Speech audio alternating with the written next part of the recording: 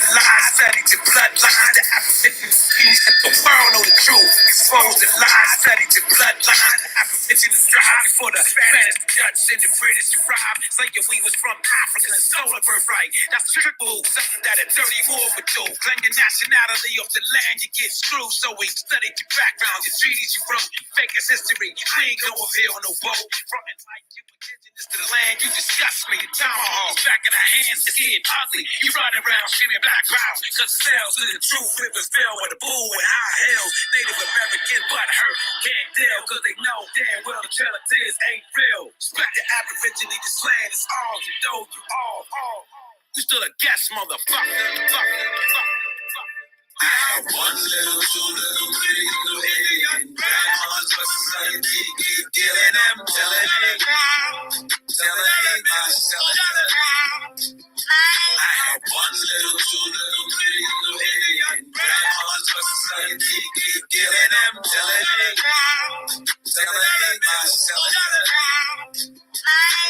House nigga, real nigga, fake nigga, feel nigga. My skin ain't black, what the deal, nigga? Salute on my real civilians, Aborigines, owners of the land, and every goddamn tree, and every goddamn sea. And babies ever cross. Step foot on the land, and you can step the fuck off. Breathe, you can make a swing the sacred tomahawk. Fucking around with us with that black console. Fake bricks and slave ships, that's the reference. Live with African blood, you gon' need more evidence. I'm American, Aboriginal, indigenous, you voted in your latest. That shit is rhetoric, stay on. Aboriginal, get out. Your civil rights acts, all you can eat, big out. And Stockholm syndrome, mix skits out. Phoenix Moon got the antidote, get that shit out. Meanwhile, I'm rapping about my birthright, fuck a freestyle. Each man, each woman, each child. Black race is really Indians indeed now. Man, they indeed now. Holly Toad, Title 18, G goes. Pilgrims get big gold with Phoenix and Beast Mode. Bring them up, big pros out of the sleep. Oh, we ain't black, colors, Africans, or Negroes. But one little, two little, three little Indian grandmas, but society keep killing them, telling myself. I had one little, two little, three little Indian grandmas, but society keep killing them, telling myself.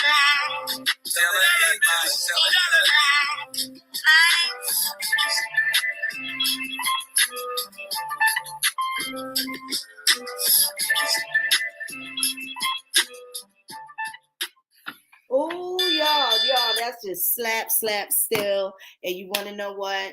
For the Civil Rights Act, that song is going to be about 6 years old. Can y'all believe that? Been slapping that song, that drop for about 6 years tomorrow, somewhere around that time. So I'm super excited. Welcome back. Thanks for the pull-up. Glad to see y'all there. Shout outs to John Lee, Finding Our Feathers, Cousin Left Foot. You got Nikki out there, John Davis, Cousin Donnie. Miss you very much. Queen Mystique, my sister. What's happening, baby? Charlene, Austin. We got Mommy Dearest in the building. Lavender Winds. Pompano 3rd Ave. Man, you've been around for a long, long time. Shout out to Pompano 3rd Ave. I am Ancestral Soul. How you doing? Cousin Pam. Love you much. Miss Sylvia. Hey, beauty. How you doing? Sister Sun Spirit. I pray all is well. Love y'all much. I'm glad y'all here. Cousin Ishamael. Brother Jmar. Let's turn up. We've been going for a couple of weeks or whatever, taking vacation and handling things. We got to handle business, some vacation, and then of course the holidays and that time we spend building up our families and spending time with them and all of that. I'm gonna need everybody to, you might as well like it in advance because you're definitely not gonna be disappointed. Share the video, get some people over here, tag anybody who you want to, tell them they need to come over here and come get this original content, original drop, can't be debunked. So Colonizer to Chiefs, episode 6, 5-book Rednecks are now the Big Chief Blood Quantum. First of all, let me greet my beloved guests, Cousin Ishamael and Jmar. Jmar, what's happening with you today? How you doing, good brother? Peace to everyone. Peace to everyone in the chat. I'm good, sis. I'm good. Everything's good. I'm just ready to drop some of this information. But yeah, let's get started. Hey, Miss Vicky, I see you out there, Miss Vicky Simmons. Shout out to you, beauty. What's up, cousin Ish? How you doing? How's everything? You've been so busy. I'm so glad you're here. We miss you. We miss you. Peace, cousin Phoenix. Peace, brother Jmar. How y'all doing this evening? We are doing well. We Good, are good, doing brother. well. How about you?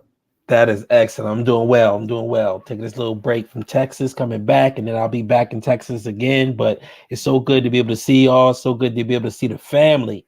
You know, we got a lot of good information to share. The series is coming along very well.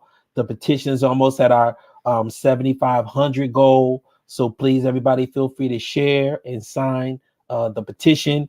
And, you know, let's get it in. I'm really looking forward to it.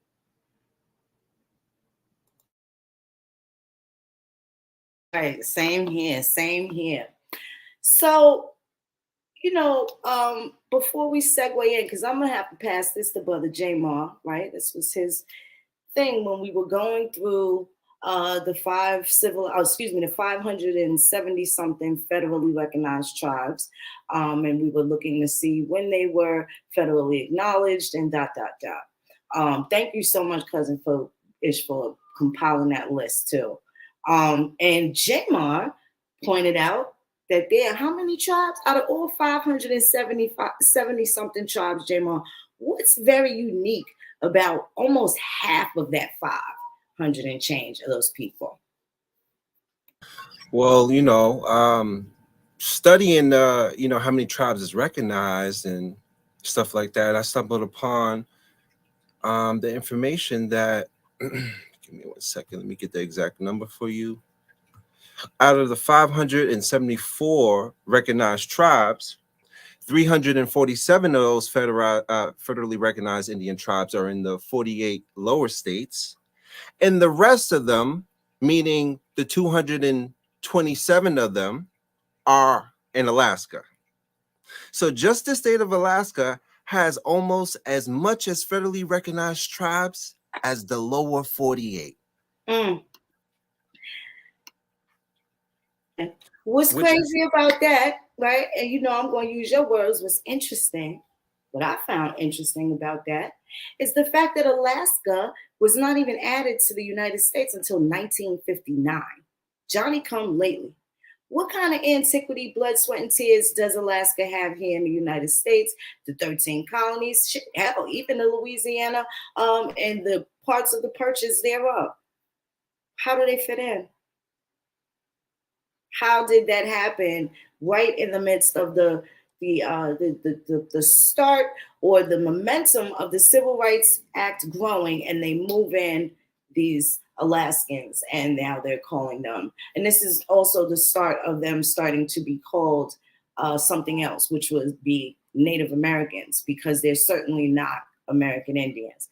Brother Jmar, why don't you tell us about the BIA and their shenanigans with the some of the things you found regarding how they do what they do and how these Alaska natives slipped in? Sure, definitely. I guess I could start with the Federal Register. So I'm going to share that, right? And the crazy thing also, I found an old Federal Register from 2018, and I found a updated version. And there was some changes to it that I just noticed today that I will be dropping. Let me share what I have real quick.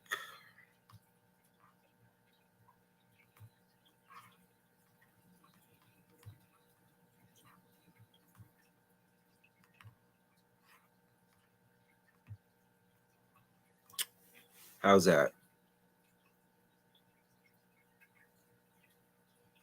Is it sharing? A second, here you go. Yes, pull it up. Okay. There you go. Yes, we got it. Okay. So this is your Federal Register. Agency, Bureau of Indian Affairs, Interior.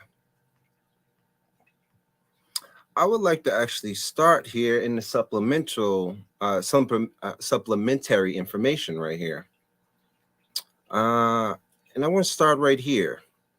To aid in identifying tribal name changes and corrections, the tribe's previously listed or former name is included in the parentheses after the correct current tribal name.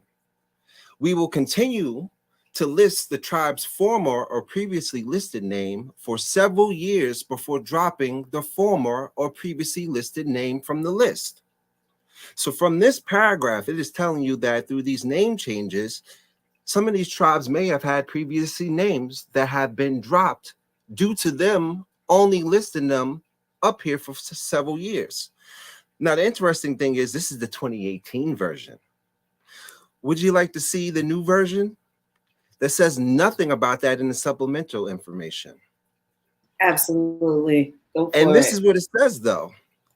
It says to aid in identifying tribal name changes, the tribe's previously listed former name, or also known AKA, is included in the parentheses after the correct current tribal name.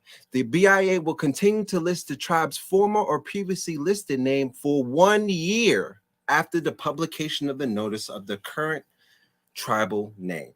So they didn't change it from 2018 to holding the names of tribal changes, name changes for several years to now 1 year after the publication, which tells me they want to speed up the process of even acknowledging that some of these tribes had name changes in itself, right?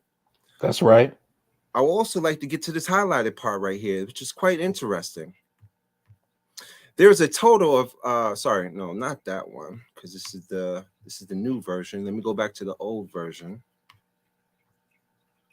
Right. So these current lists of the tribes, all of them have access to, funds, federal funds. So as I was going through it here, so you go down to Alaska. Alaska is about halfway down the page. Oh, sorry about that. Get down here. I want you to notice something about these names of these Alaska tribes. They have quite interesting names. Native entities within the state of Alaska recognized by and eligible to receive services from the United States Bureau of Indian Affairs. Start looking through some of these names. Native community, village, native village, village, community association, village. What's going on with all these villages, these communities? You're telling me these are the actual names of these 227 federally recognized tribes in Alaska, that they're actually names of villages? It's quite interesting, right? Which led me into, how did these tribes even get their recognition in the first place? And they got their recognition through, I'm going to say, through the famous words of Chief Warhorse, Tricky Dicky, President Nixon. But getting into that, I think I should play this video real quick for y'all. I'm going to go through these pretty quick. So just real quick, we have to go all the way back to the Treaty of Cession in 1867 that talks about how the, quote, uncivilized tribes are subjected to laws and regulations in the United States. This is where all the Aboriginal rights start to come into form and how we're treated by Congress. Go ahead, next slide. Alaska is really unique in the fact that it's the only state with 2 organic acts.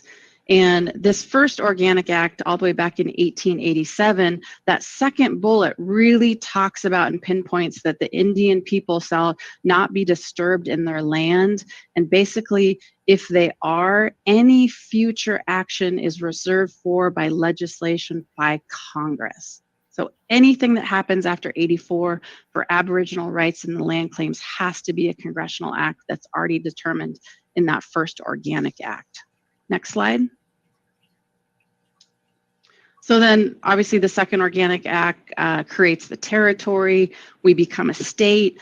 About this time in 1959, you really start to see the Alaska Native political groups start to rise up to talk about land claims. We start to hear our Alaska Natives in Southeast really are seen to kind of take that charge too and start to uprise in that political right.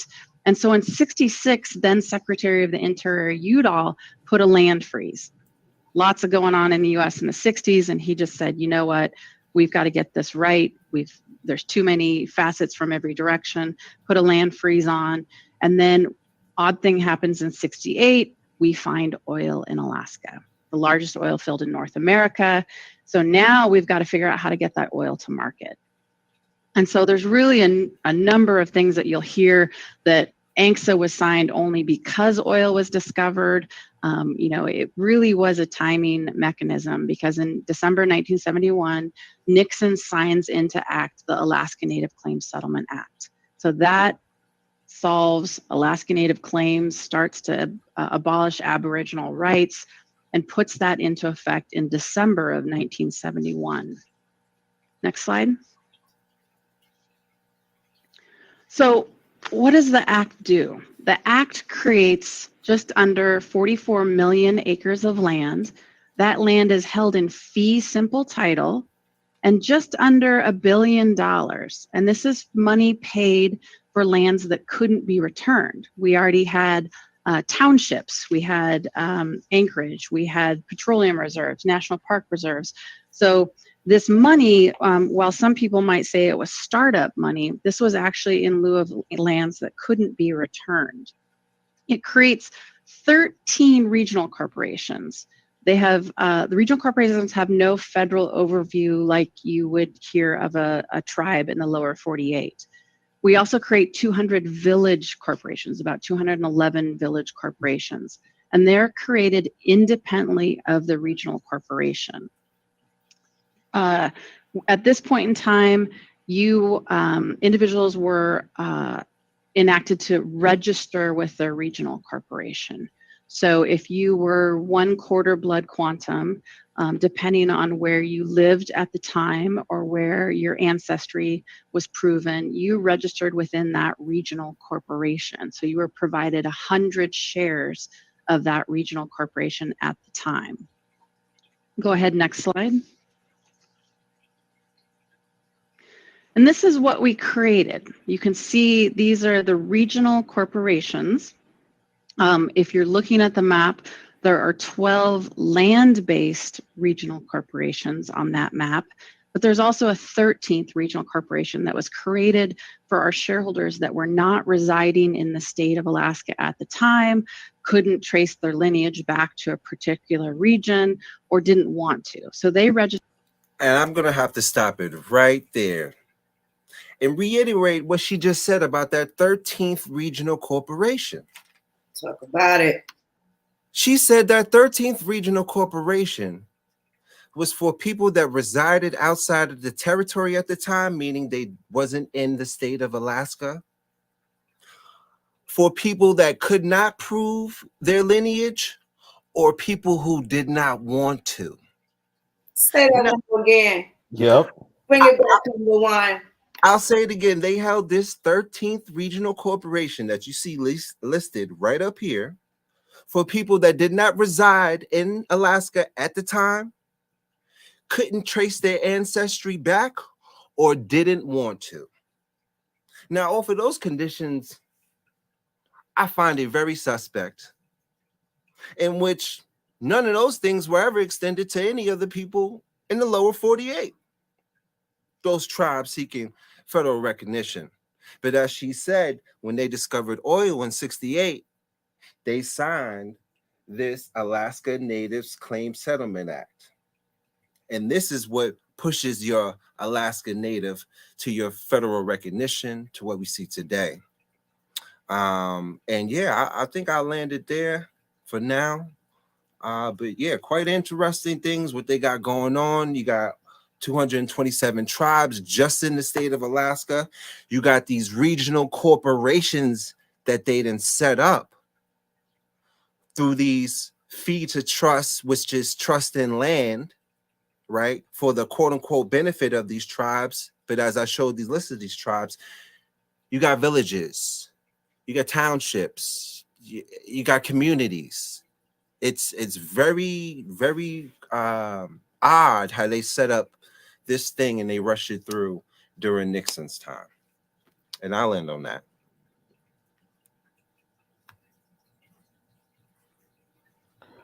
If I may also just read into the record that also part of that history is that when the United States purchased Alaska in 1867, slavery also became illegal in Alaska. In 1903, there were still documented cases of slavery in the District of Alaska. I'll repeat that. In 1903, there were still documented cases of slavery in Alaska.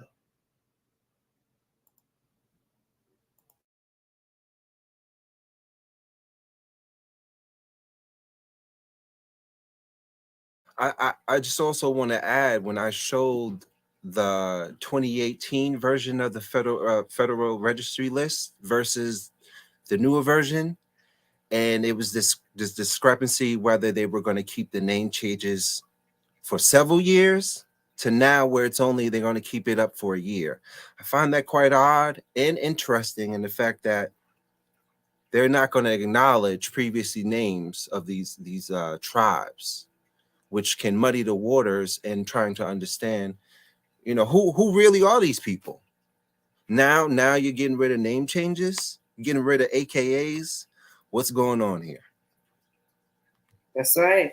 And a lot of it has to do with them allowing foreigners to come in. We have no way of monitoring these people, and that's Russia's homeland, right? That those people, if that Bering Strait thing was true, then this would be their family. So all of the conflict right now with Russia is, well, what do they not want their babies back?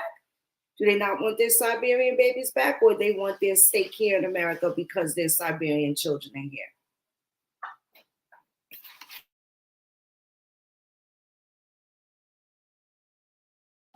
One minute they coming through the Bering Strait, the next minute the land is sold. So they weren't going to just be coming from out of what would be called Russia or AKA Siberia and be encroaching on lands that would be here, right?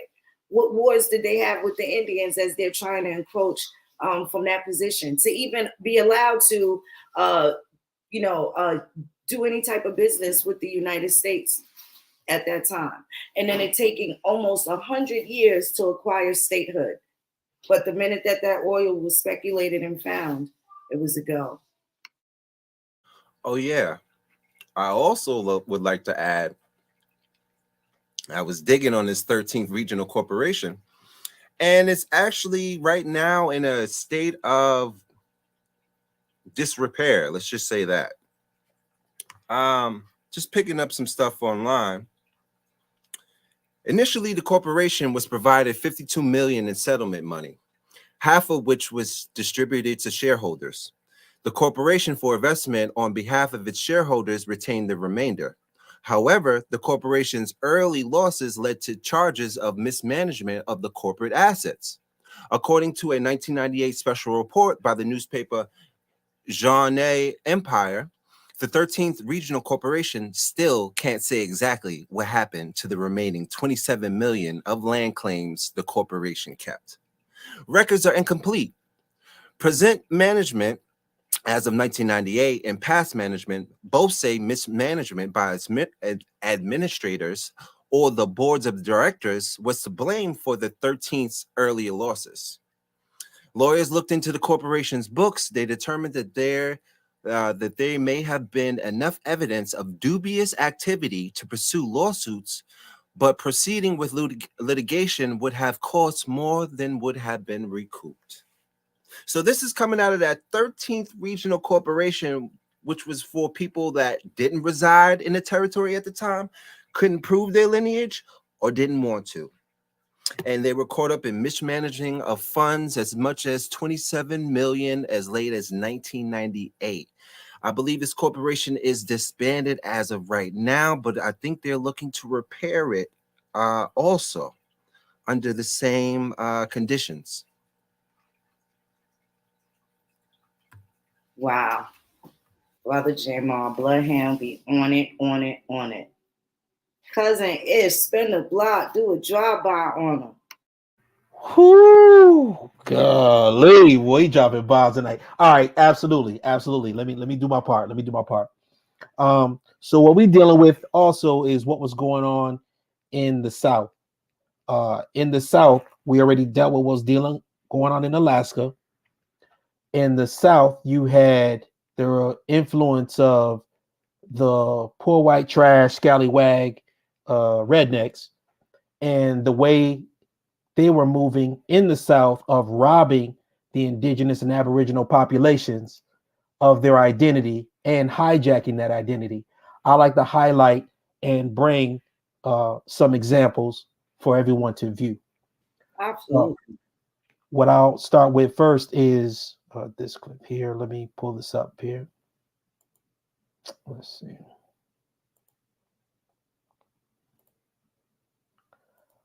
Okay.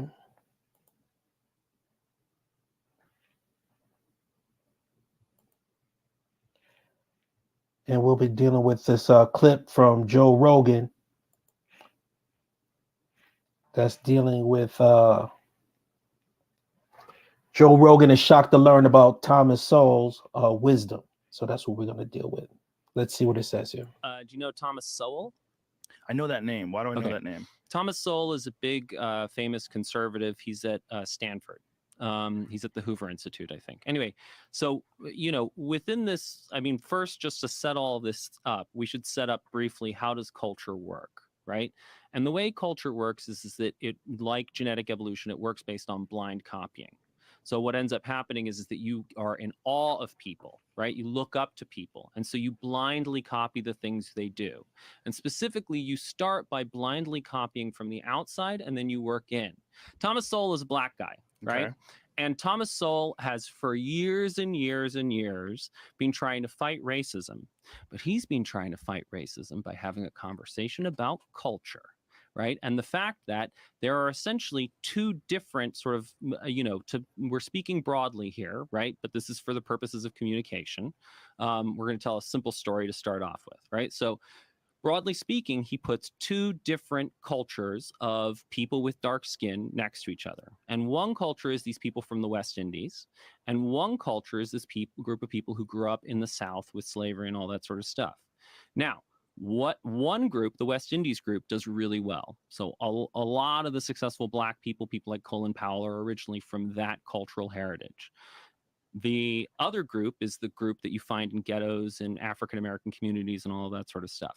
They don't do well, right? They don't get good education. They, shoot each other. There are all these sorts of things. And the reason why Sowell has been telling this story is because he's been trying to say, when liberals look at the people in ghettos, they say, racism. That's why they're not succeeding. And Sowell is saying, no, it's not. Because if you look at this group from the West Indies, they also came from the experience of slavery. There was slavery in the West Indies. They are also black, so they also face racism, and yet they do well. So it has to be something else. And that other thing is the fact that these black people who are in the South, there's always been a big question, were black people robbed of their culture? Or did they preserve their authentic African culture? And what Sowell is saying is that they were robbed of their culture. And so they picked up the culture of the people around them. And the people around them were rednecks. And if you look at the white redneck culture and the black redneck culture, they have a lot of the same values. They don't particularly respect education. They love Jesus. They use violence in their conflicts. And they, there's just, a lot of the same values and a lot of the same outcomes. And even Ebonics, which is, Black English, is actually all from the west of England. So it's actually this, it's from the west of England. So for example, if you go to places like Cornwall, there used to be this amazing ads on British TV, right, for this Devon custard or whatever, and they would always say, Devon knows how they make it so creamy, and they all talk like this, right? And so it doesn't sound like Black English, but they do say things like, I be doing that, and we be doing this, and you be doing that, and they be doing that. And so there's that use of that copula be, right, where instead of saying I am, you are, he is, she is, they are, they just say I be, you be, we be, they be, which is the classic feature of Black English, African-American vernacular English. Right. Now, the point is that mind blower. Now, let's imagine that, how do you think that Thomas Sowell has been received by liberal America? Not well. Not well. And so, for example, Sowell has a book called Black Rednecks, White Liberals. Okay. And his whole point is that if you actually, and again, like Sowell is, he researches the shit out of this stuff. He really does his work. Now, if you look at the experience of African Americans after slavery, they start to make real progress, right? And a large part of the reason why they make progress is because you start to get a lot of people from New England, either, black people from New England or white people from New England, who come down and sort of reshape the culture. They create these schools and they're teaching those New England values, right? It's those Puritan values of hard work, tenacity, all of that sort of stuff. And so there's all this progress. And you have people like Booker T. Washington. And Booker T. Washington was an actual slave. And then after he got his freedom, he got to go work in a salt mine, which is literally the worst job ever. And in Booker T. Washington's Up From Slavery, he tells this great story about seeing a schoolhouse, right? And that, he thought that going into a schoolhouse was about as close to heaven on earth as you could get. Whoa. Like, this is a dude who wanted an education really, really badly. And that's a lot of what you find in the, early Black experience in, the post-slavery period. And in fact, Blacks, before sort of World War II actually had higher rates of marriage than whites, all of these sorts of things that, are now supposedly a problem. And then there's this turnaround, right? The Black experience starts to go south, right? It starts to get worse. And what year is this around? This is post World War II, right? So post slavery, Black people experience a rebounding. They're starting to make some progress. There's ambition. Progress. Yeah. And I mean, if in terms of books to read, like, because a large part of what I'm trying to do in general is really, let's move to the place of all people are created equal. Like, let's remove all these stupid distinctions, right? And really live that principle. And the problem is that in order to really live that principle, you need a new narrative that beats slavery. So, it's not, if you go and talk to racists, you can't just say racism is bad. Like, that doesn't destroy racism, right? What destroys racism is when you make sense of the things that they know, right? They see, people who are violent in the ghettos, or they see crime, or they see a lack of education, or they see that Africa is poor. And you're able to tell a better story that makes sense of the things that they know. So this is one part of what's being shared as far as the influence of redneck culture on the South and those in the South.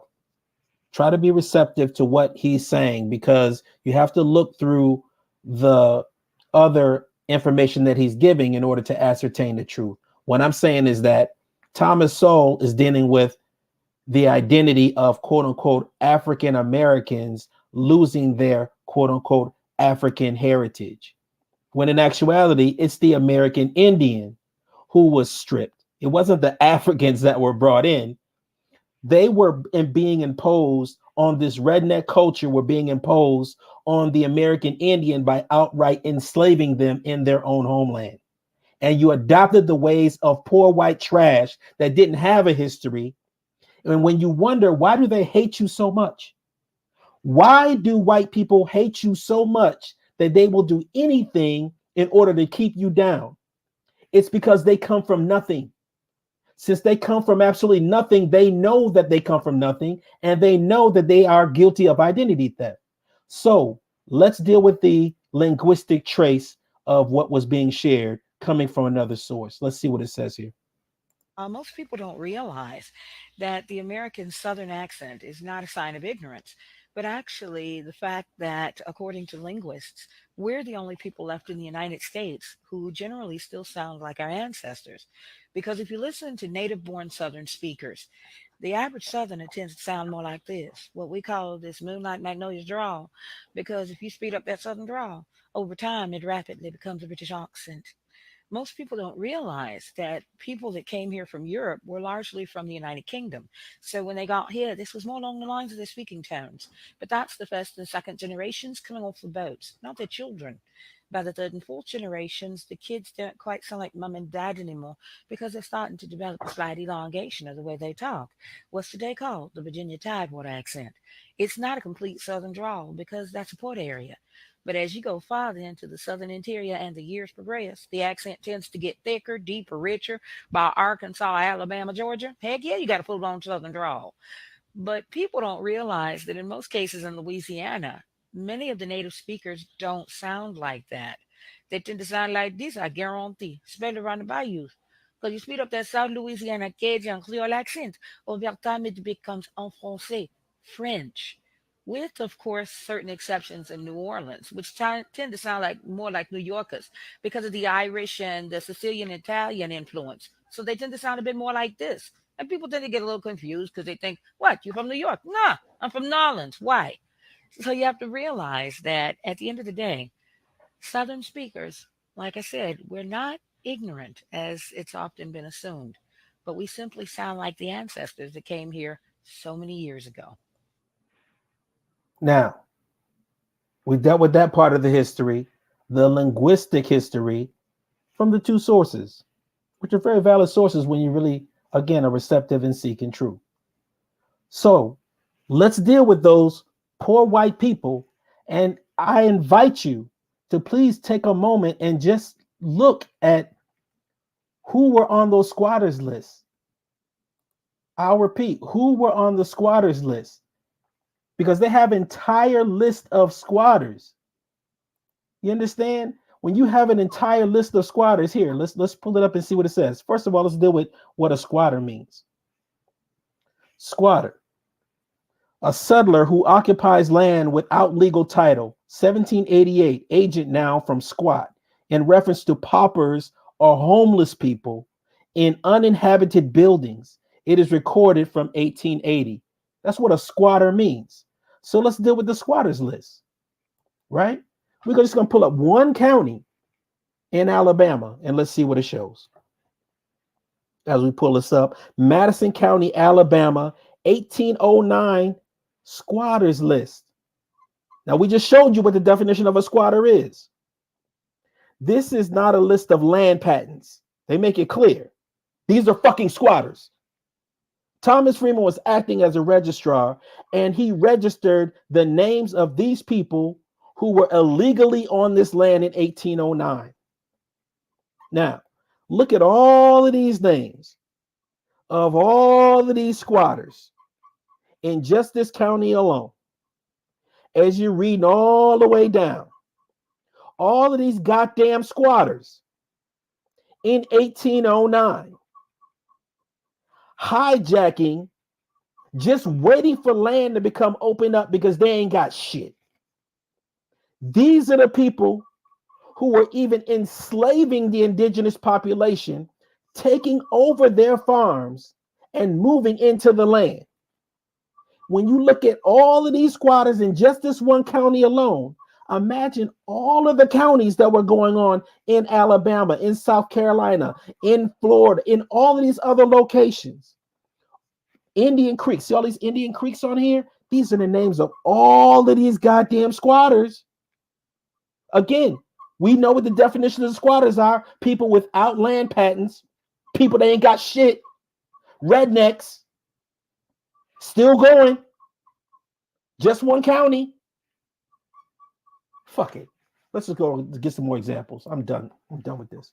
Let's see what this one says. This is a video that was snatched down. I tried to post up the whole video. And then when I posted the whole video up on my page, it's one of my more popular posts, actually. It got snatched down. But let's see what it says here about what the squatters were doing. Again, this is on my page. Poor white squatters stole Indian lands, Indian farms, even killing and enslaving them, and they were backed by the United States government. Let's see what it says.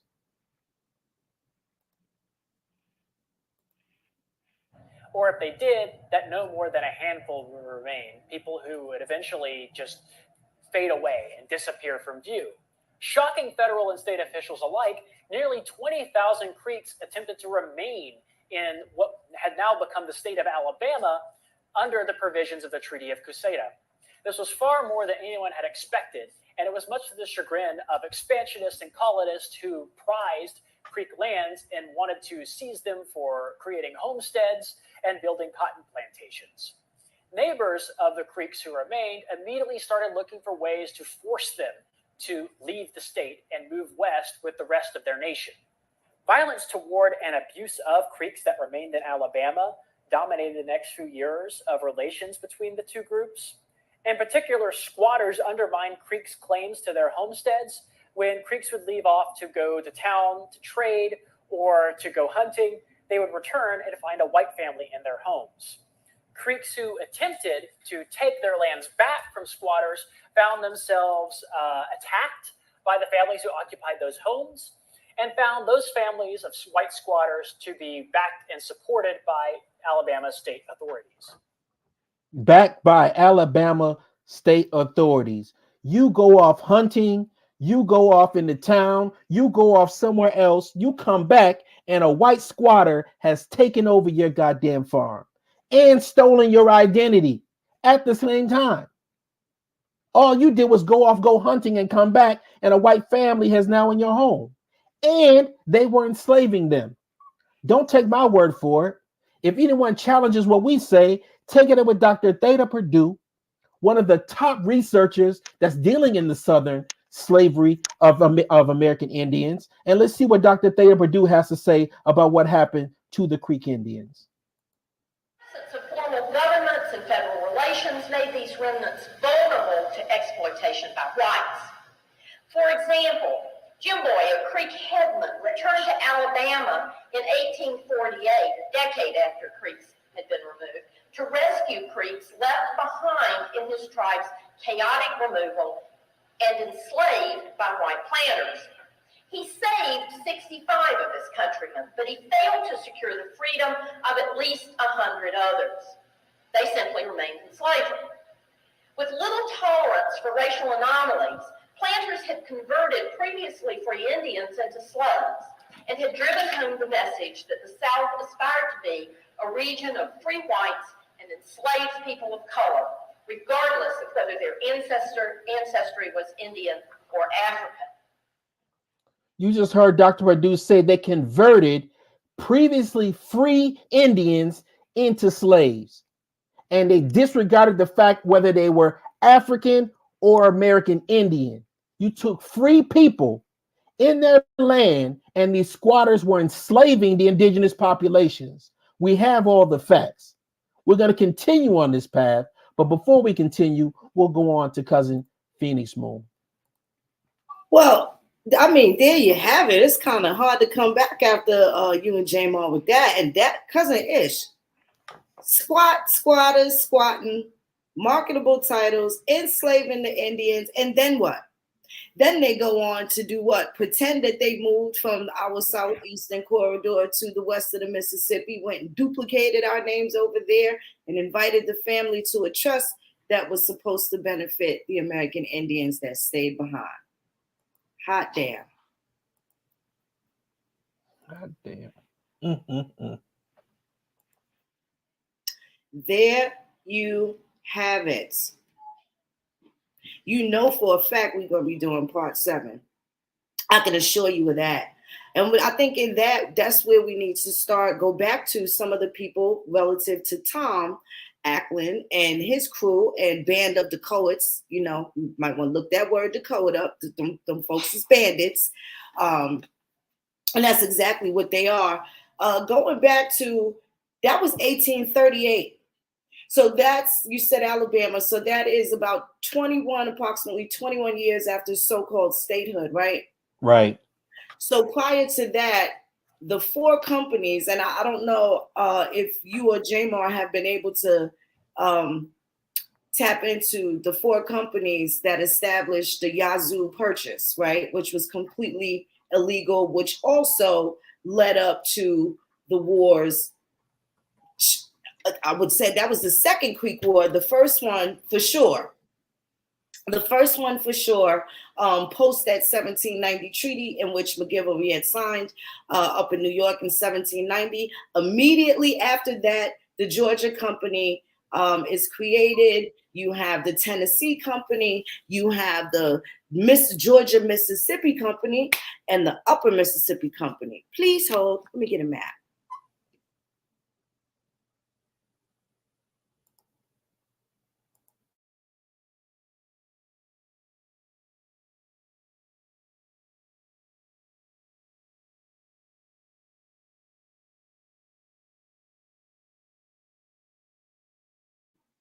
So this is 1795. They decide that, and now mind you, North Carolina still isn't even added to the Union yet. They're not a part of the United States, right? Even North Carolina at this point. So 1795, the state of Georgia, which I can't even imagine how they are really a state. Hold on 1 second. Now, let me show you all these companies right here in this land they got going on. So this is the land where most of these wars were scrapping over. And anything that led down this trickled into the Trail of Tears. Let's see, the War of 1812, all the way into not too long later, the Trail of Tears, right? And these are the 4 companies, and I want y'all to take a good look at this map. The 4 companies that were Georgia. Are you sharing the screen? Yes, I'm going to right now. Here it is. Can you guys see it? Can you see that? It's starting to pull up. It's coming up.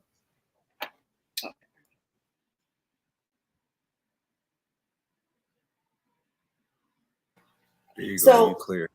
Yep. okay, so Tennessee's not there yet, but you have the Tennessee company, you have the Georgia company. You notice there's no Mississippi. You got West Florida down here. There's no Mississippi, there's no Alabama. This is before statehood for them. And they stole this land in order to make that happen. Who owns the Georgia Mississippi Company? Who owned the Georgia Company? Who owned the Tennessee Company? Who owned the Upper Mississippi Company? The state of Georgia allowed them to purchase this land. They got 33 million acres for a little under, I think, $500,000. Pennies. They stole our land. Pennies, and gave everybody shares. You have people from Connecticut that were involved. Again, this goes back to the carpetbagging, scallywagging, in which they do, coming down into political different jurisdictions and inserting their political interests and whatnot and what have you. But this is going to be a big part of part 7, episode 7, where we're going into the Yazoo Company, the players involved, the shareholders, because who are these shareholders? You have Great Britain that this is 6-7 years after they leave again, right? Because they left out of New York after the Revolutionary War in 1783, but they still had this other territory that did not belong to the United States, okay? So you'll see that in the proclamation, you'll see of 1763, and this is where they acquired the Spanish lands. Mississippi and what we call Alabama today were under the Spanish and French occupation. So when they had their 7-year war, this is where Great Britain still has ties here, but now they're clearing out. Okay, so you got 1795, even though they left New York in 1783 and started the Sierra Leone Company, they're still down here securing their interests down by the Gulf of Mexico. And once they tied that up, this is what these northeastern New England folks came down and carpetbagged and scallywagged. This is what they did. 33 million acres of land. Now, what Indian treaties are in between that? This is less than 5 years after the 1790 Creek Treaty. So, at that point, they thought they had some understanding. And in 1791, they formed the Yazoo companies and encroached and infringed, and all hell broke loose and the tomahawks came out. Very discreet about how they're sharing the information. We know that for sure it's shareholders, but I found some other interesting things. And if you guys give me a second, I'll pull that up. Oh yeah, take your time. You cooking, and that map right there is fire. That land grab map right there, that's deep.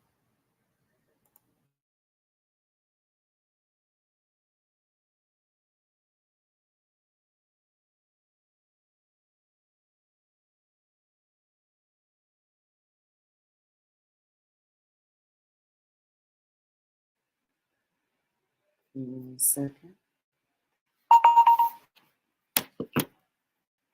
Shout out to the MacBook and the AirDrop. My goodness. 1 second, y'all.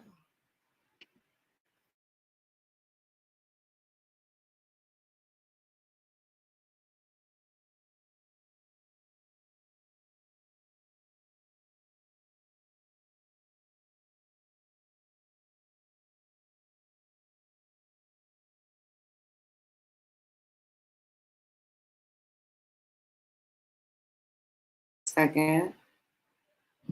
All right, here we go.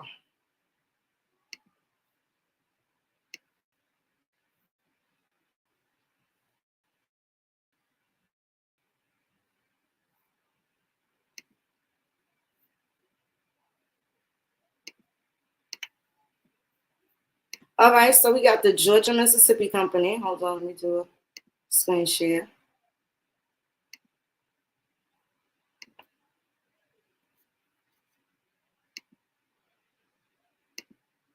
And this was the grant that the so-called state of Georgia barely even formed, associated with the Yazoo land scam. A grant to the Georgia Mississippi Company, the constitution thereof, and extracts relative to the situation, soil, climate, and navigation of the Western Territory of the state of Georgia, and particularly of that part thereof in which the company's lands are situated. And this is published by the order of the directors.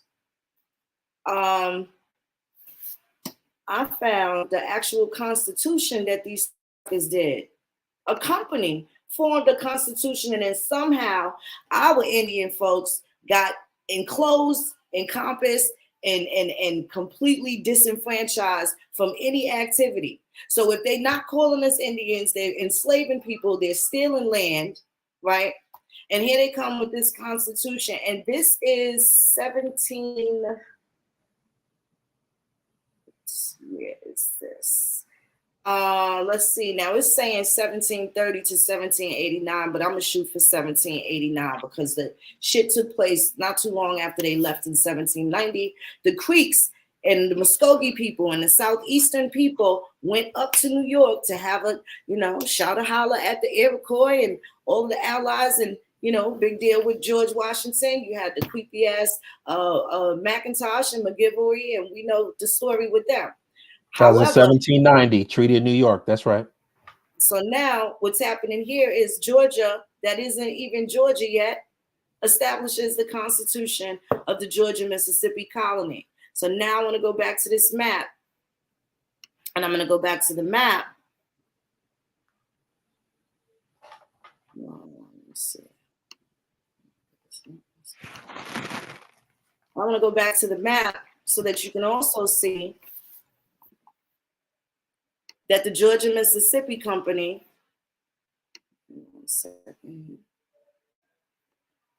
it's just this little portion of what they now call it, Mississippi and Alabama. It doesn't have anything to do, and if you've noticed, West Florida is still standing there where Chief Warhorse and them folks from Mobile, Pensacola, all of them is still standing in the same spot that they were in, okay, by decree. That's right. So here's this again. Let me pull this back up so you can see the Georgia Mississippi Company is literally that small general area. Now, if you're like us and you can read through these maps, you can see that this is, let me get the exact parallel for y'all, because I like to do it like that. I like to get to the nitty gritty, because some of these treaties, when you're reading them, they say, especially when it comes down to the boundaries, they got shit going on saying like, from the old oak tree at Miller's Farm, you know what I'm saying? Which isn't really very helpful, considering Miller's Farm doesn't exist anymore, right? So of course that'll lead people to not really understand where the exact boundaries are. Kind of just shades things a little bit. So here you go. So y'all can get a good idea again of where that Georgia Mississippi Company is. And if you research them, you can pull them up, right, and check the map out, have it for yourself, put it in your archives. because this is where we may have to go, the American Indians, specifically those from the Southeast. This may be a reparations moment, because once they realize, and then we're going to go into the Fletcher versus Polk, which was the case regarding this, Peck, excuse me. After this was completely rendered illegal, they had already started selling this land.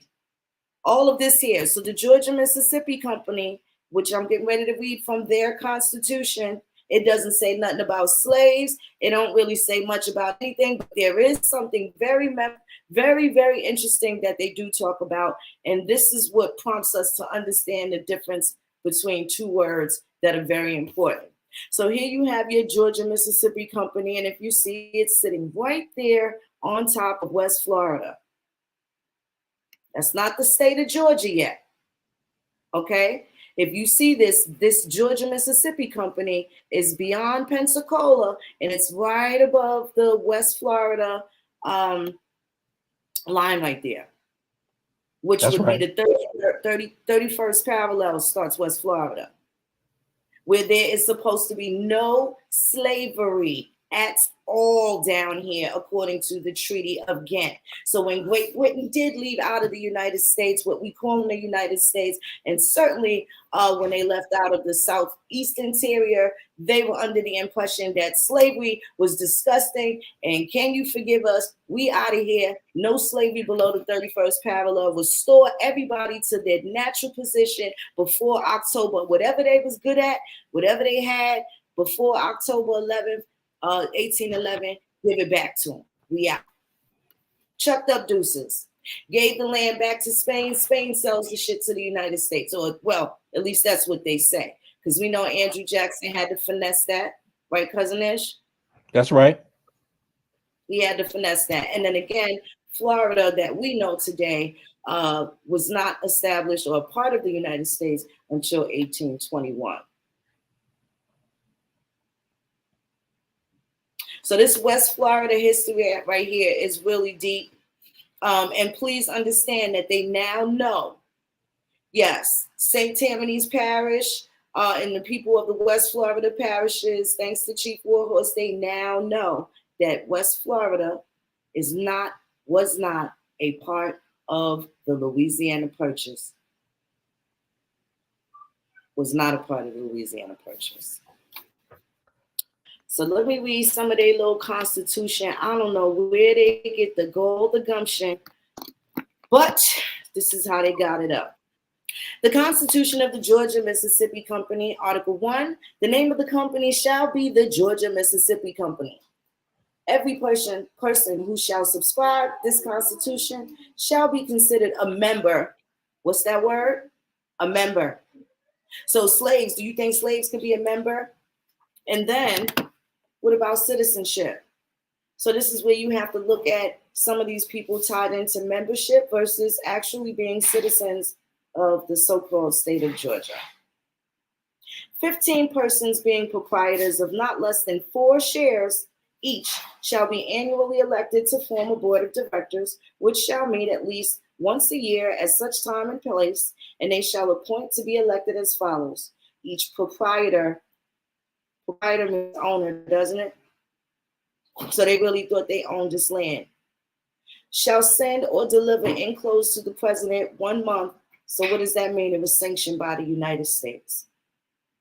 1 month before the day of annual meeting, a list of 15 qualified persons for whom the secretary shall, in the preference of the president, admit for every proprietor of not more than 8 shares or less than 4 shares, 1 vote.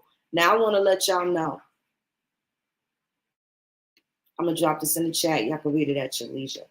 It ain't really saying nothing. But what it is saying is they thought this shit was theirs and they thugged out the land.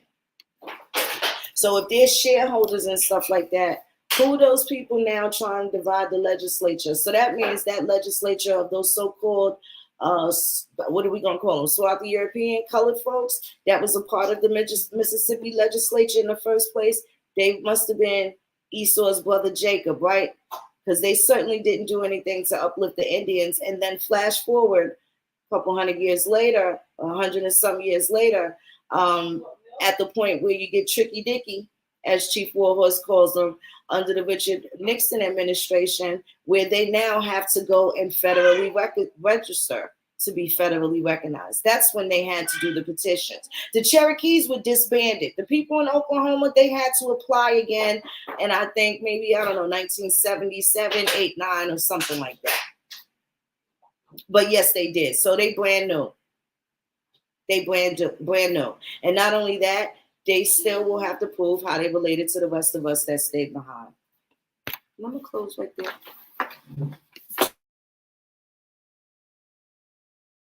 That's quite interesting that you bring up the shareholders, because that's exactly how they set up Alaska with those 13 regional corporations.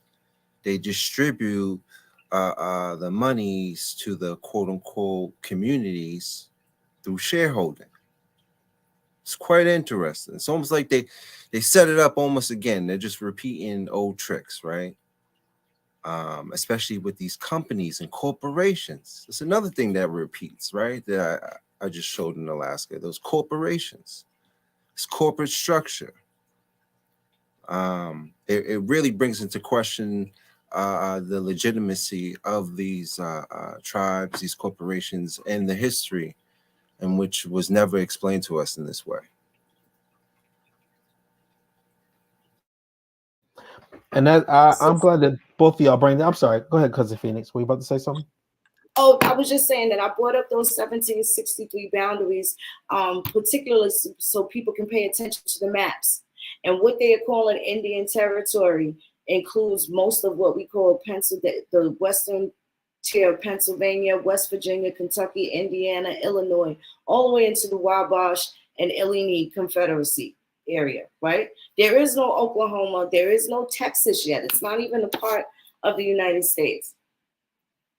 Not even a part of the United States yet. But all this activity is going on. And I wanted to make a point where they talked about being members and the difference of membership versus citizenship. I think those are important words. And correct me if I'm wrong, Maxine Waters, when Urban Indian Heritage Society was down in Washington, she asked the Cherokee Freedmen, what is it that they wanted? Did they want membership or citizenship? And they needed to figure it out. And their response was that they wanted the money for COVID. So they didn't even know what it was that they were looking for, but they were down there claiming to represent the freedmen. Right. And speaking of freedmen, so again, I asked that because now in the interest of the Creek, I'm wondering, are they looking for citizenship or membership? What was it that they lost and what is it that they're trying to restore? And of course, you know, we always inquired about why did they go to the Article 2 when the majority of them can actually prove that they were the loyal Indians that were loyal to the United States and not any African freedman slave acquired unlawfully and illegally by the 5 civilized tribes.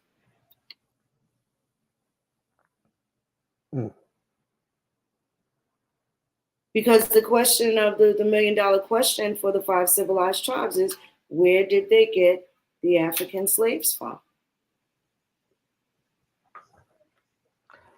I'm glad that y'all bring that up because we got to keep into perspective the way that these tribes that are filing for federal recognition, how do they view the people that are more melanated and more closely connected to the actual American Indians by proving lineage? How do these rednecks, how do these white tribal people view the other people?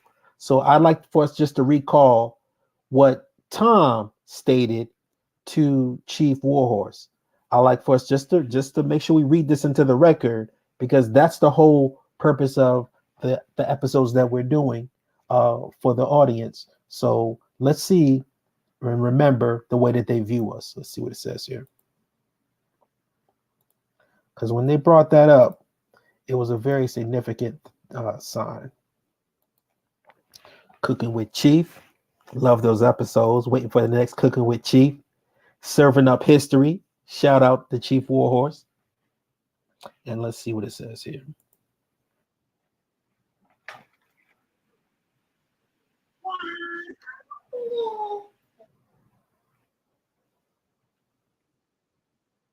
I'm sorry. Well, go ahead. I was just asking you a question. His presence means that he wants to all work together with. That's why he's here right now, to include, so much of my own efforts all these years is just out of ignorance. We just, I mean, I never meant to exclude anybody. Sharon, what is it you asked me? You just, well, why don't you go ahead and explain it? No, answer me. What? I didn't understand you. No, I said, so you still are going to exclude, you talked about all the people that were going to be involved in the event called Chief in Avita Springs this year. I'm hoping they will. I'm going to invite them. Okay. Just like I'm inviting Chief here. Well, that's what I asked. Okay, so go ahead with that. That's what you asked? You didn't mention that. You talked to her. I invited her before. That's what I asked her. Okay. So, you know, But anyway, to participate, you know, to showcase her heritage. That's what I'm trying to do through the Lacombe Heritage Center, have been since 1975, actually even before that, when I was in New Orleans and all, you know, so you should know that. You wrote about stuff, and we did in Lacombe. You know, you should know. You don't remember? Well, I remember that the guy with the museum came in and said that they were suing you for taking artifacts out of the Lacombe Museum. So I don't know what happened there. No, those were my artifacts. You know, I sued them because I gave them on temporary loan. And I thought that we explained that to you, Sharon. I don't think we ever recorded it. We ever wrote it. Yeah, well, you know, there's a lot of stupidity that goes around that is deliberate. And okay, can I ask a question? the museum was controlled by bigots, Bobby authors. Mm-hmm. You know they were bigots. They said, we don't want no niggas in here. Okay, that's the stuff I'm talking about. They kicked me out because I said, you know, my friends, I got several of my friends to be in there. He right on cue on what I'm saying. You just said what I'm saying. You just said you just said what I was saying. Okay, we've been niggers for a long time. So let's not forget, that's how they view the melanated American Indians. You just heard Tom give it up. You let them talk, and they'll tell on themselves. He let you know exactly what they think, and those are those families that are filing for the federal recognition. It also means that they're the exact opposite of the people that were enslaved, because we see that these are clearly white people who are quote unquote bigots, not our words, his words. These bigots are the so-called Indians that are actively going against the indigenous populations. For now, I yield the floor. Thank you, cousin. Thank you, cousin.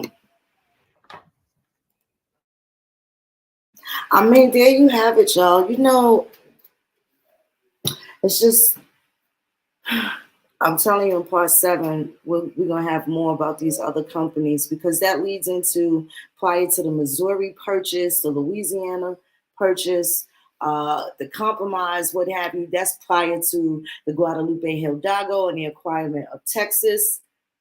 All these things are still simultaneously happening while they say that they have all this slavery and they're bringing all these African slaves in here. Meanwhile, they dodging cannonballs, arrows, tomahawks, and all types of shit, and hope that the slaves can still pick cotton around all of that warfare going on around here. And we the only folks that lost land. I think it's real important to say that the American Indian, right? And I say this all the time and take pride in it, because we are the only non-alien motherfuckers on the planet. We ain't, well, the indigenous, the American Indian, we ain't trying to go to somebody else's land and settle and take over. We still trying to get equal footing and some respect in our own land. But that didn't even work. And at this point, there's no reason to play nice with these folks anymore. We got to go for the gusto and hit them exactly where it counts. And that's the motherfucking history. See, one thing that they were able to do, all of the fraud and things that they were able to acquire, pretending to be us all this time. One thing that's important to know is that they cannot get your birth certificate, they can't get your parents' birth certificate, they cannot get your grandparents' birth certificate, and they can't get your children nor your grandchildren. So this is why we are the people that are going to stop the identity thieving, right, of the American Indians, the misclassified American Indians. But it just seems so important for these folks to lie and say that we were some African kidnapped slaves, and we were giving white people slave names. And then for these so-called white slave masters to go back and take those so-called African slave names to prove that they're American Indians so that they can federally register to become Native Americans. Come on now, what are we talking about? Is that how they want us to see this? Is that how they're going to insert themselves in the narrative? Very interesting. And all the people that helped them hand in a cookie jar, even recently. And I heard their man's Barry about to skip town and go live in Kenya or Uganda or some shit like that. Now that the jig is up, and we know that he became an adopted Crow member after he stole Negro, American Indian, and Puerto Rican. He gets adopted by these same tribes that very well part of this Alaska Native Act shit, right? And this is also the part where they add for the American Indian title, a person who maintains community attachment and or blah, blah, blah in parentheses. That be them.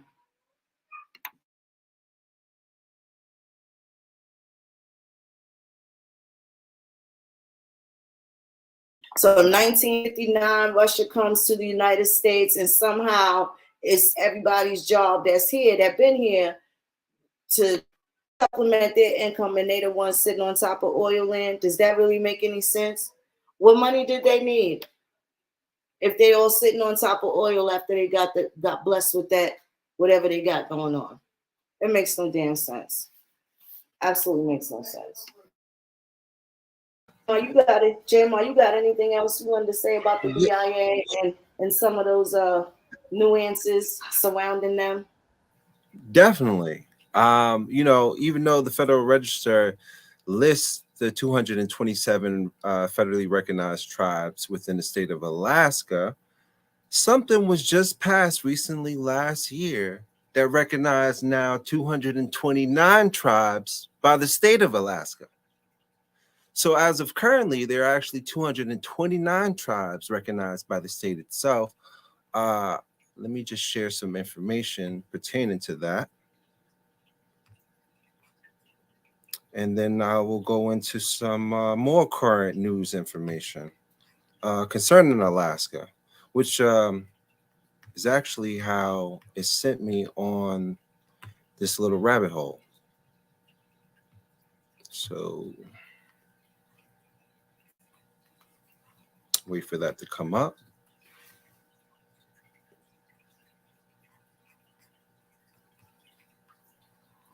Okay. Ballotpedia. It's a great website, y'all. You want to see something coming up on the ballot initiative? This is your website you want to go to.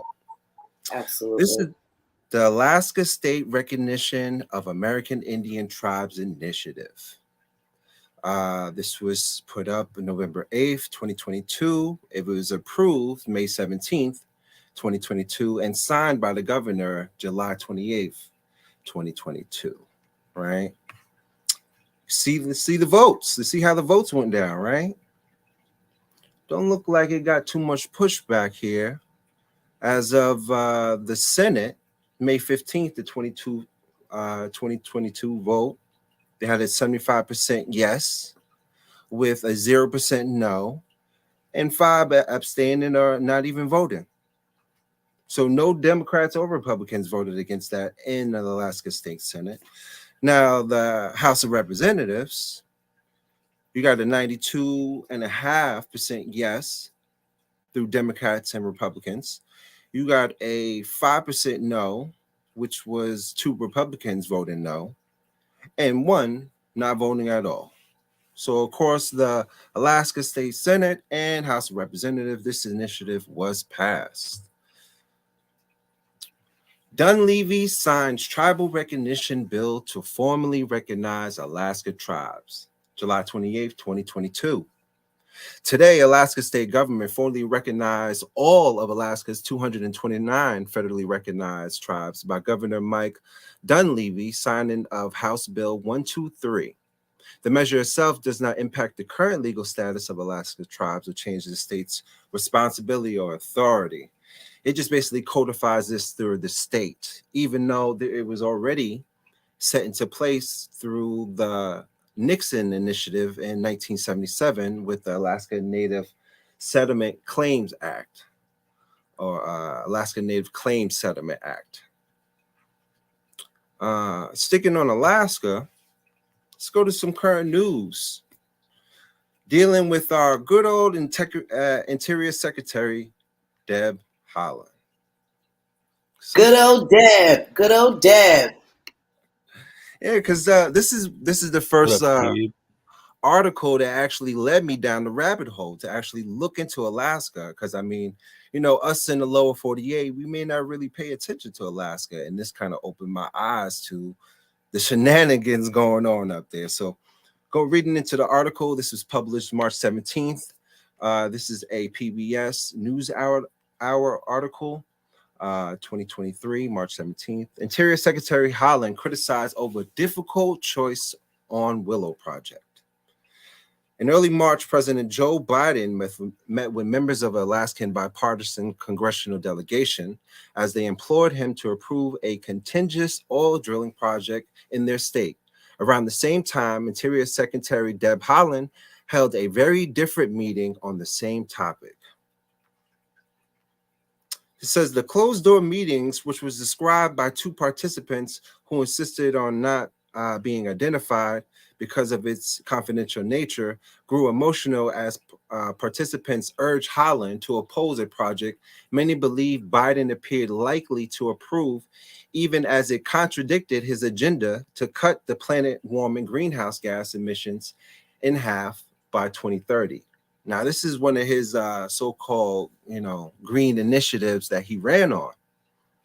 Haaland, who opposed Willow when she served in Congress, choked up as she explained that the Interior Department had to make difficult choices. According to the participants, many Native groups in Alaska support Willow as a job creator and economic life. Less than 2 weeks later, the Biden initiative announced it was approving Willow, an $8 billion drilling plan by Conoco and Phillips on Alaska's petroleum-rich North Slope. $8 billion. Going to this Conoco and Phillips, interesting. We stick a note in that. Oh, sorry. Conoco and Phillips. That's the right pronunciation. Haaland, who had not publicly commented on Willow in 2 years ahead of the U.S. agency overseeing the project, was not involved in the announcement and did not sign the approval order, leaving that to her deputy, Tom Boudre. So she didn't even sign it. She just, passed it off to her deputy, her lower deputy. But going into this Conoco and Phillips, or other articles describing this Willow project, because that's the project described, that's $8 billion project, oil drilling project. What is the Willow Project in Alaska? The controversy oil drilling explained. Biden administration approving a major oil project on Alaska's petroleum-rich North Slope. Supporters say it represents an economic life for indigenous communities in the region, but environmentalists say it is counter to Joe Biden's climate goals.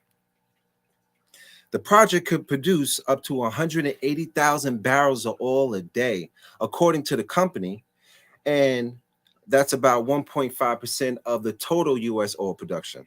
The project is the largest proposed oil drilling on U.S. public land and the biggest oil field in Alaska in decades.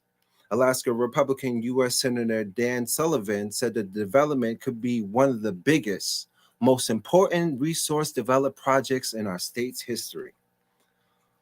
Going into it, on average, there's about 500,000 barrels of oil flowed through Trans-Alaska Pipeline, which also led to a peak to about 2.1 in the mid 80s, right? So this is very rich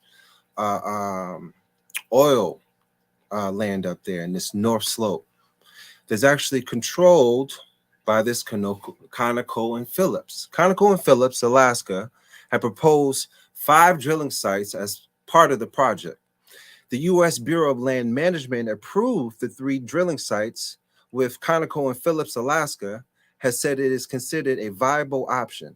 The Interior Department, which oversees the Land Management Agency, said that the final approval reduces the project drilling pads by 40%, but they still approved it to this Conoco and Phillips. The company also agreed to give up about 68,000 acres in existing leases within the National Petroleum Reserve Alaska, where Willow is located.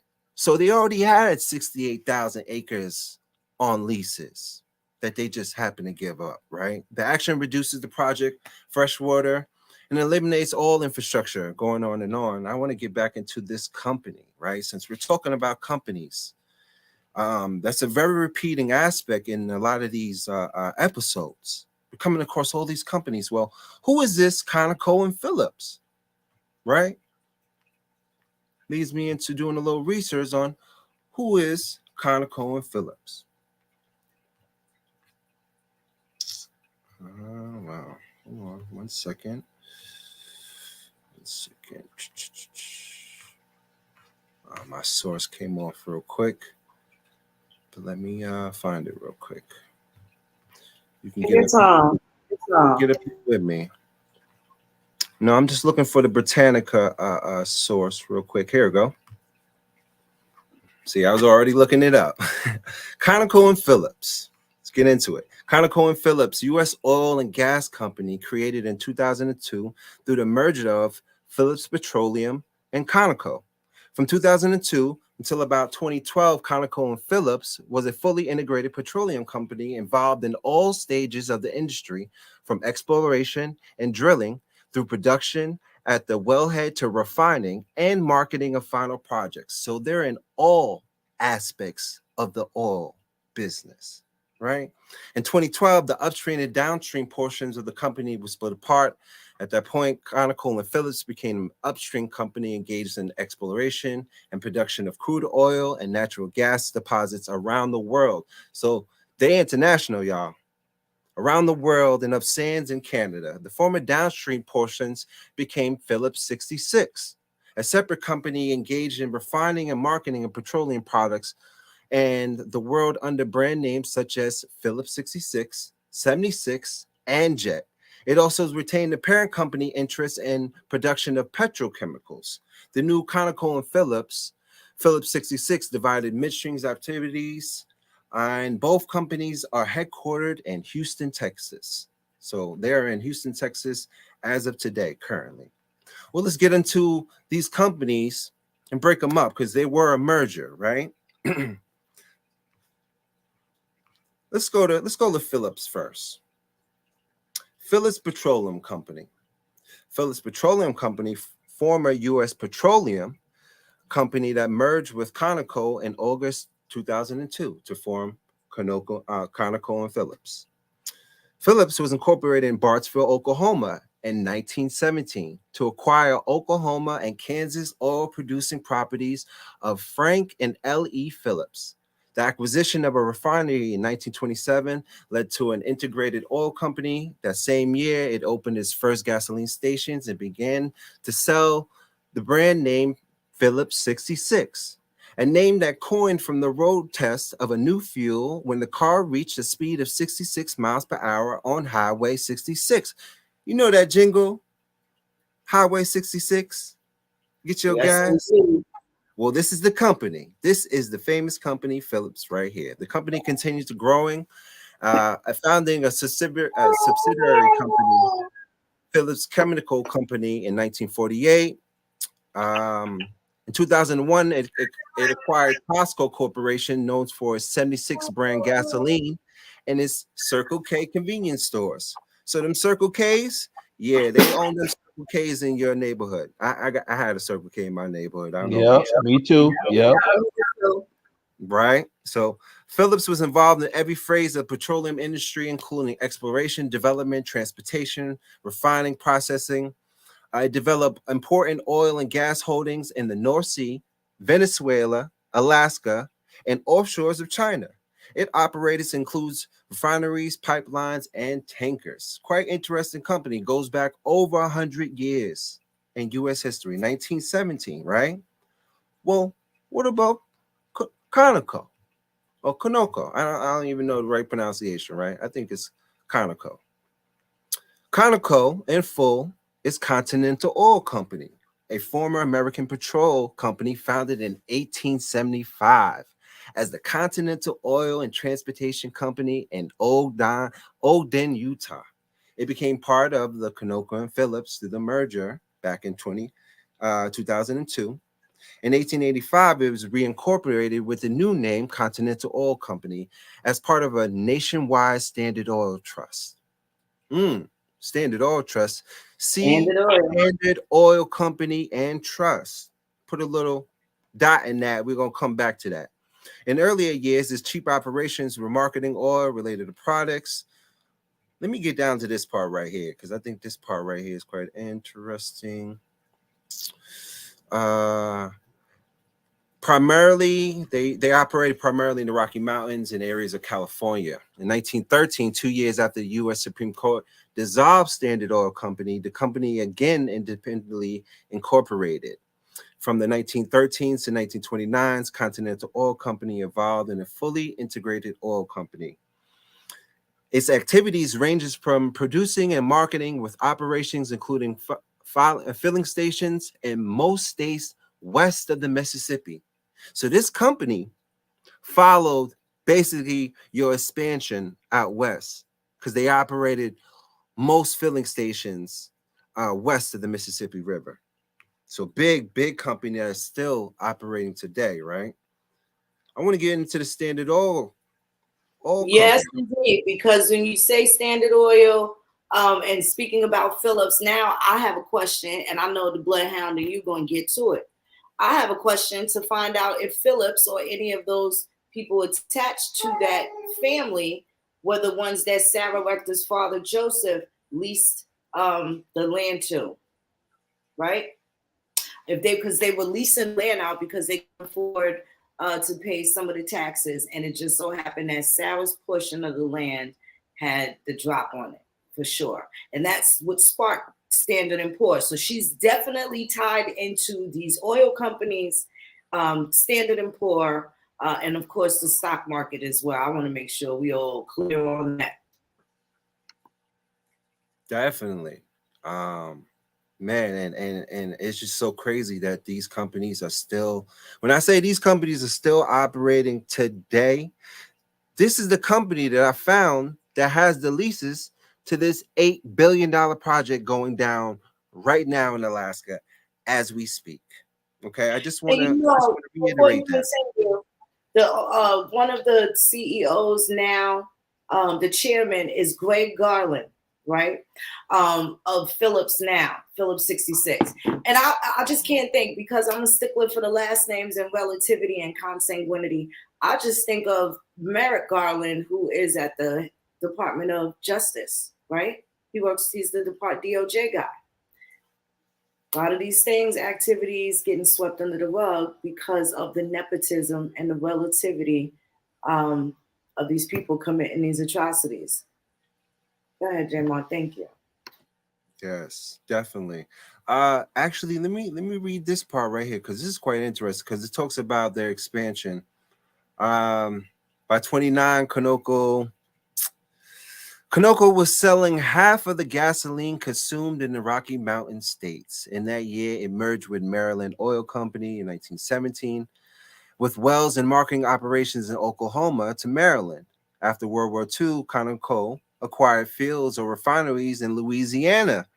There's your Louisiana. They're in Louisiana, Canada, Libya, Dubai, and the North Sea, and Indonesia. In 1966, it acquired Consolidation Coal Company, which is the second largest coal company in the United States, and shortly thereafter began venturing into uranium and copper mining. Later, diversifications included chemicals, plastics, and fertilizing businesses. In 1981, it was acquired by E.I. DuPont de Nemours and Company and was reorganized as a Continental Group. Later, they split in 1998, and then there you go, your merger with Phillips in 2002. To get back to the Standard Oil Trust, because this is how it was reincorporated in 1885, right, through a nationwide Standard Oil Trust. Well, what is this Standard Oil Trust, right? Standard Oil, still sticking on Britannica.com, right? Standard Oil, American company and corporate trust that from 1870 to 1911 was the industrial empire of John D. Rockefeller and Associates, controlling almost all oil producing and processing, marketing, and transportation in the United States. The company's original date dates back to 1863. I can go on and on. This is your Rockefeller right here. In 1882, the Standard Oil Company affiliated companies that were engaged in producing, refining, and marketing of oil were combined in the Standard Oil Trust, created by the Standard Oil Trust Agreement, signed by 9 trustees, included Rockefeller. By the agreement, companies could be purchased, created, dissolved, merged, or divided. Eventually, the trustees governed some 40 corporations, of which 14 were wholly owned. Founded in 1882, Standard Oil New Jersey was the one component of the trust. By design, the Standard Oil Trust embraced a maze of legal structures, which made its workings virtually impervious to public investigations and understanding. Quite interesting how they set up these trusts with these parent corporations, as we see nowadays, right? And also, you know what's crazy is the fact that you have DuPont that left Wilmington, Delaware after they polluted the hell out of the Eastern Shore. They moved to Louisiana with the same people attached to the Louisiana Purchase that go back to Tom Ackland's family. Okay, the Franklins and the Armfields and all of them, they are all one big happy family getting it in any way they can. Damn it all to hell. Yeah, these connections. So get ready for this doozy, because coming up That's soon. who spilled all of the chemicals when they got out there also. They moved from Wilmington, Delaware, the DuPonts. They're Huguenots. So when they're coming out of there, they're going to be a few people, the Palatins, which are the black German slaves that were here, or the Huguenots. These DuPonts are descendants of the Huguenots, which very well be Swarthy Europeans, and they had their Swarthy European Frenchmen folks over there in Louisiana playing slave master. Go on, Jmar. All right, I'm gonna wrap it up, but I guess got a little bit more to drop on y'all. In 1899, however, the company renamed its New Jersey firm Standard Oil Company and incorporated it as a holding company. All assets and interests formerly grouped in the trust were transferred to New Jersey Company. Although consolidation did advance the large-scale production and distribution of oil products, many critics believe that the resulting concentration of the economic power was becoming excessive. And in 1906, the U.S. government brought suit against Standard Oil Company, New Jersey, under the Sherman Antitrust Act of 1890. And in 1911, the New Jersey Company was ordered to divest itself of its major holdings, 33 companies in all. In 1911, after the dissolution of the Standard Oil Empire, 8 companies retained Standard Oil in their names. But by the late 20th century, the names had almost passed into history.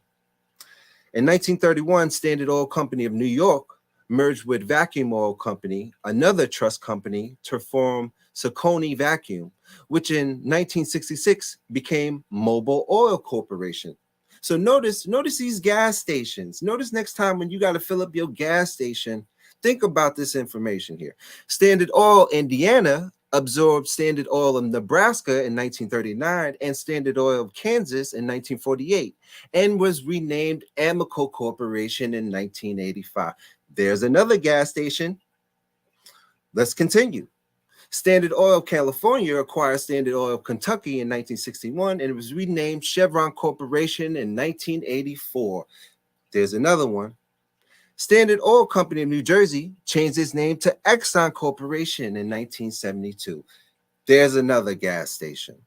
British Petroleum Company, PLC, completed the purchase of Standard Oil Company, Ohio in 1987, and in 1988, British Petroleum, renamed BP, merged with Amoco, Exxon, and Mobil merged in 1999, and Chevron merged with Texaco in 2001. So my question is, if under the Sherman Act, these companies were ordered to divest, but somehow now we see that these companies have actually merged together, how is this not illegal? And it's nepotism, right? Because not only are the corporations, they're also the senators, the Congress descendants of Confederates and all these other people that have been socking it to us for quite some time. This is very interesting. Yes, and they know it. I'm going to share one more article with you, and I'm going to stop sharing.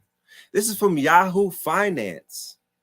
How Rockefeller Standard Oil Trust became Chevron, ExxonMobil, BP, and Marathon. So they know this, right? They know the history. They know how these companies actually came back together. Look, they even got a graph. How do you like them apples? Check out the graph. See and how... they dirty on top of that. They have spills. They do chemical pollution, all in the poor people neighborhoods, messing up the water, the environment, killing the ecosystem, you name it. Right. Yeah. And this is all coming from, you know, them okaying this Willow project going down in Alaska and their company popping up and me looking into the company and how much history both these companies, Conoco and Phillips, they both have over 100 years of history running in America, and they're still running today, making millions right now, about to hop on an $8 billion project in Alaska. And I'll stop sharing on that. Brother Jmar, that was incredible. Thank you so, so much. Standard and Poor. Now we got to ask about their practices for just, you know, how they eliminate the waste, where they're depositing it, and how many of the indigenous Americans are actually getting sick from their nasty ass cancer cluster places that they have exposed to these chemicals, right? It's just insane. Absolutely insane. Cousin Ish, we got a little while longer, probably like another 20 minutes. Please give us at least take 10 of them. Breaking some of these things down, the content that you share, impeccable. Those video sources, absolutely crazy. If you could send me that TikTok link, that woman with the changing of the accent, I heard every single instance of change. Yeah, she was dope. That was absolutely amazing. Absolutely For sure. amazing. Yeah, I'll definitely make sure I share that on there. Also, just to back up my brother, Brother Jmar, with the information also. As we are able to look at that information about Standard Oil. This is from the Muskogee Phoenix. Remember the lady, Sarah Rector, oil millionaire at 11 years old. 100 years ago, the Dawes Allotment Act divided creek lands, giving 4-year-old Sarah Rector 160 acres of infertile land, not suitable for farming. At the time, the land appraised at $556.50. The $30 annual property tax was such a burden that her father, Joseph, tried to sell the land, but the state forbade the sale of the land belonging to minors. This proved to be the family's greatest blessing. Rector was born in 1902 near Twine Indian Territory In March 1906, Sarah was assigned land near Glenpool, 60 miles away. In February 1911, her father Joseph leased the land to Standard Oil Company. Here we go. I knew she was in there somewhere. Thank you so much, cousin. I knew she was. For sure. So yes, Standard Oil had their name all over this. It was being leased to them. And again, that was from the Muskogee Phoenix newspaper. Also, for us not to be remiss, let's not forget that 2 weeks ago, the Vatican repudiates the doctrine of discovery, which was used to justify colonialism. Nearly 500 years after the papal decrees were used to rationalize Europe's colonial conquest, the Vatican repudiated those decrees on Thursday, saying that the doctrine of discovery that was used to justify snuffing out indigenous peoples' culture and livelihoods is not a part of the Catholic faith. The doctrine was invoked as a legal and religious standing by Europeans who discovered new lands and violently seized it from people who had been living there for generations. It's been cited in different arenas for centuries, including by the U.S. Supreme Court as early as 1823 and as recently as 2005. The statement repudiates the very mindsets and worldview that gave rise to the original papal bulls. The Reverend David McCollum, executive director of the Program for Discerning Leadership based in Rome. It renounces the mindset of cultural and racial superiority, which allowed for the objectification and subjugation of people, and strongly condemns any attitudes or actions that threaten or damage the dignity of human persons. That's a very powerful statement right there. It's dealing with the doctrine came from the papal bulls in the 15th century. We're talking about those papal bulls from the 1400s is what they're denouncing officially. The doctrine was laid out as a series of papal bulls or decrees. The first one was issued in 1452. They authorized colonial powers such as Spain and Portugal to seize lands and subjugate people in Africa and the New World, as long as people on those lands were not Christians. So when you're dealing with the authorized colonial powers such as Spain and Portugal, that's exactly why we tie in and why we've been dealing with the fact that Andrew Jackson was a Spanish citizen. This is in direct contradiction with the denouncement of this doctrine of discovery. We have official legal standing. We've been ahead of the curve already with our petition. So that's exactly why we ask you to sign and share the petition, because now we have the official legal standing and we were ahead of the curve and being preemptive before this stuff was even taking place. If you want to know more, if you want to know about the doctrine of discovery, the posts and links will be on my website. We'll also make sure we have corresponding links on Urban Indian Heritage Society page. So please, feel free to support. And that's what I wanted to share. Yes, indeed. Can the mods, when y'all drop that, please drop First Tribe down in there. I told y'all to bookmark it. Bookmark that page. Hottest website out. Definitely. Thank you so much, Cousin Ish. Let me tell y'all, this is the week. Chief Warhorse and her oldest daughter are going to be going live, and they got all sorts of goodies that the daughter is bringing back from Spain and Europe regarding Chief Warhorse's people, and a lot of things, descriptions and conversations that they had with some of our ancestors, right? And these are the things that a lot of these people that have been pretending are not going to be able to attach themselves to. For the reason why that last video, shout out to Chief Warhorse, over 21,000 views. Yes, because that map there holds a lot of weight. Specifically, puts a lot of these fraudulent Choctaws, certainly the Choctaw tribes that Tom Ackland put together, puts a lot of folks in jeopardy. But it also gives us good meat and potatoes to present for our case. We're not playing. We got the tangible receipts, the proof of people's hand in a cookie jar. And I'm super excited. Can't wait for Chief Warhorse to go live. And I'm pretty sure we're going to have to do a follow-up after that. Definitely, I know I can count my cousin Ish and Jmar in for episode 7. We definitely gonna get Colonizers Chief episode 7. And I want to thank everybody that's been pulling up to come and sit with us as we do these builds. Definitely retain that information, share with your family, troll these companies, and especially if they're in your area, see what it is, look at the last names, find out who's who. You're gonna have to do genealogy on everybody, because at the end of the day, we got these swarthy Europeans over here trying to pass for being indigenous people, and let me tell you, they are very much related to the same other Europeans, and we just want to make sure that part of the healing is going to be for them telling the truth. Okay, part of the healing is going to be for everybody to tell the truth and all truths to be revealed, and some respect being put on our names. I just wanted to make sure I put that out there. Jmar, thank you so much, Kaha. Jmar, did you have anything you wanted to say before we close out, beloved? Nah, I just appreciate everyone coming through. Like the video, share it. If you haven't signed a petition, please sign our petition. It's already been posted in the chat. I'm just grateful to be in the presence of other great, teachers and researchers. So I appreciate you, Phoenix Moon. I appreciate you, Brother Ishmael. And peace to Chief Warhorse, right? This is exactly why we're here doing these lives, because of the information Chief Warhorse is bringing. And that's why we waking it up.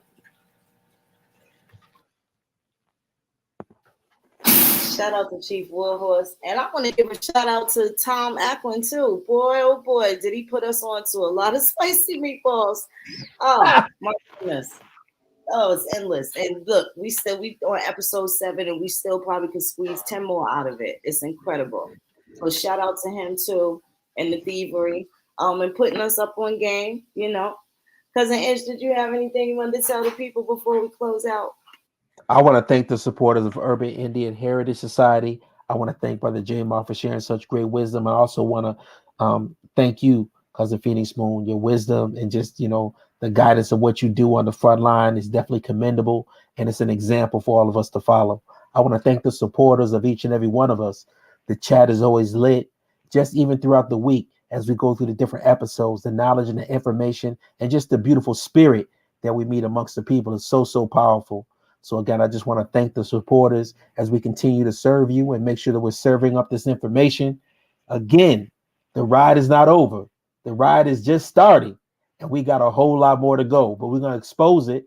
And we're not only giving you the problems, but we're giving you the solutions at the same time. That's the beauty of all of this. So just stay tuned and stay on time. Thank you so much. And if y'all know what I know, y'all gonna be ready to Chief Warhorse gonna be pulling up, honey, and it's gonna be 38 hot. And I'll just say we're gonna have a conversation right after she's done with her live. Y'all know how we do. But we also probably gonna have some spin-off conversations based off of the reaction of the people losing their their naturalized minds. Let me say that. They naturalized minds, okay? Yeah, so we're gonna watch the sideshow aftermath after Chief get finished cooking up what she cooking up. So tonight I think we like to say we just preheating the oven and making sure all the onions and all the potatoes and carrots and everything is julienne well fine, and get all the sous chef stuff ready so Chief could come and cook tomorrow. I think it's going to be Wednesday or Thursday. But anyway, this week she will be going live. So if you haven't done so already, subscribe to her channel. Y'all better go catch up and see where we getting all this drop from. We're piggybacking off of the spicy meatballs that were dropped based off the conversation with her, where the same people, descendants of the people that stole the information, wants to use her heritage once more. So they can have something to compare to those other fake tribes that they tried to convince people were actually legitimate. Hilarious. Get y'all plate together. Make sure you get the good. We're gonna have the good dinner napkins out too when Chief Warhorse go live with a we're gonna set the table up well fine. The salad fork, the dinner fork, the water glass, the beverage glass. We're gonna have it like a good proper meal. Nice setup, nice and fine with the good silverware and the fine china. I can't wait to see y'all there. Yo, take care of yourselves, take care of each other, and if not us, then who? And if not now, then when? Here we go. It's a beautiful day to be alive. It's a better day in Indian country. Y'all be good. Chapeau Salachi Cat.